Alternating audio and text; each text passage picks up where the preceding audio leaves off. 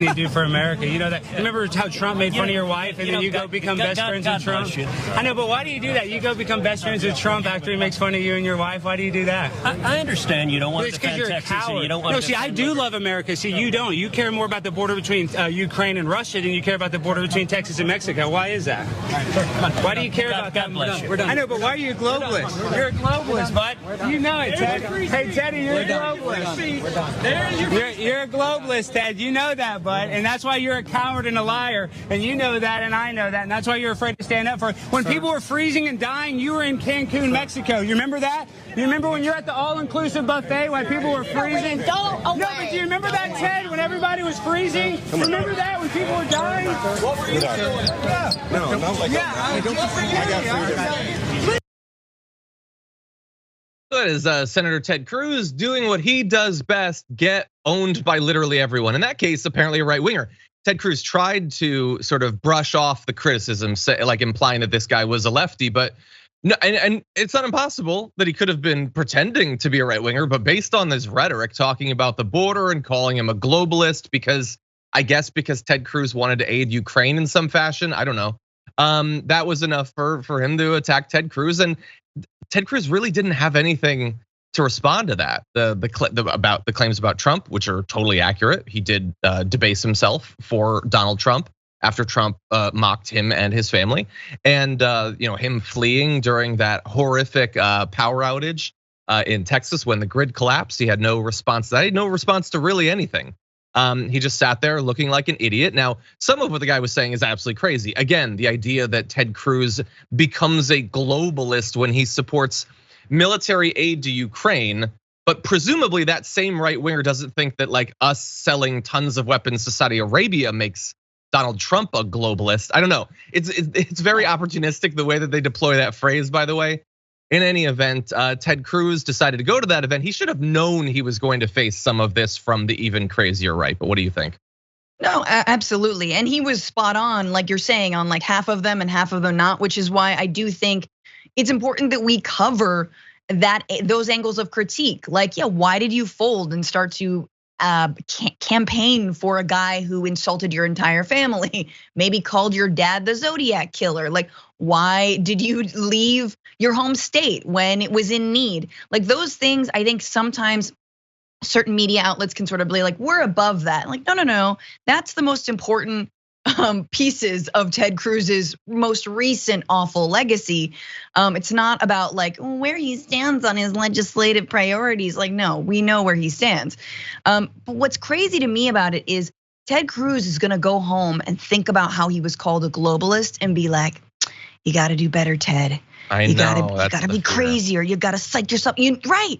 Because whereas like when one is heckled, when there are, troll comments in the chat right now, you don't listen to them. That is stupid. It is number one, it's a minority of people. And number two, it's like, but see, we have a mission, we have a purpose, and where there's some sort of moral center or broader project. But his broader project and the broader project of the GOP is just to literally like, as crazies call them out, go do what that crazy wanted me to do. Get more of the crazies. And John, don't you think it's gonna get worse? Like, come on, like as more and more extreme as the base gets, nothing's gonna be good enough for them, right? I know that is very much the fear. I mean, look, we know we've experienced like sort of opportunistic like parasites on the left who exist only to elevate themselves through ever shifting purity tests or whatever, with no actual plan for change, none of that. We know that those people thankfully don't have any influence, and they're only in it for themselves. They don't really care about having any influence as long as they're making a lot of money.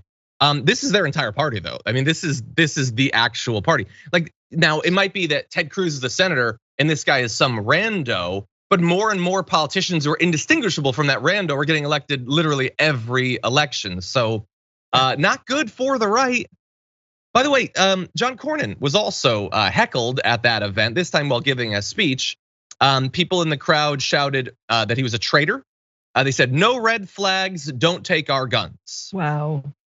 It's because he might support a bill that does basically nothing, except it does have some provisions for federal red flags laws.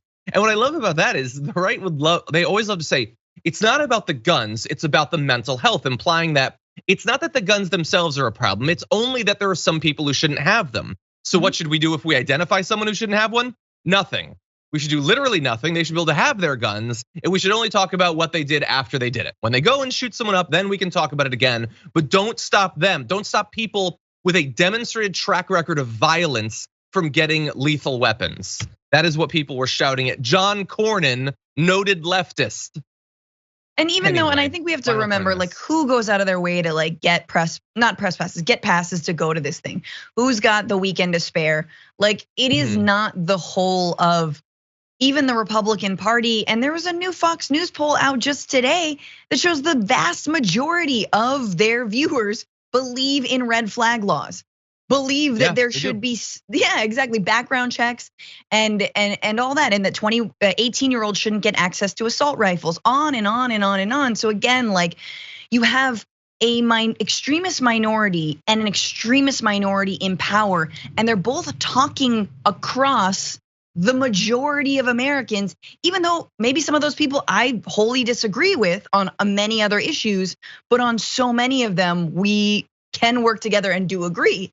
So it's just bizarre. I mean, Trump really sped up the like 4chan to mainstream pipeline to the point where, again, no one's right. It's just, well, what do the message boards want us to do? You know? Yeah, and they do exactly that. And by the way, look, a case could be made that John Cornyn is doing exactly what they should want. What they don't want is strong gun control, okay?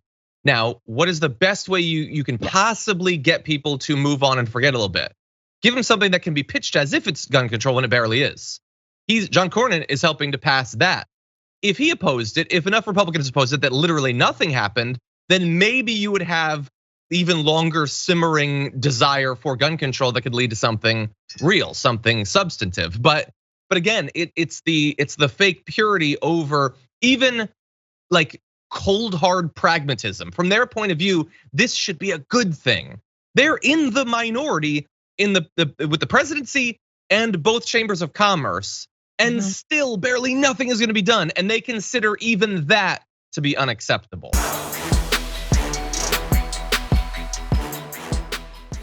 Check out the Damage Report podcast each day, wherever you get your podcasts, whether Pocket Casts or Stitcher or iTunes. You can join me as I give you the news and stories you want, with a range of co-hosts and interview guests jumping in on the fun each day. Again, that's the Damage Report, wherever you get your podcasts. And if you get them at iTunes, don't forget to rate and review. Sometimes I'll read them live on the show.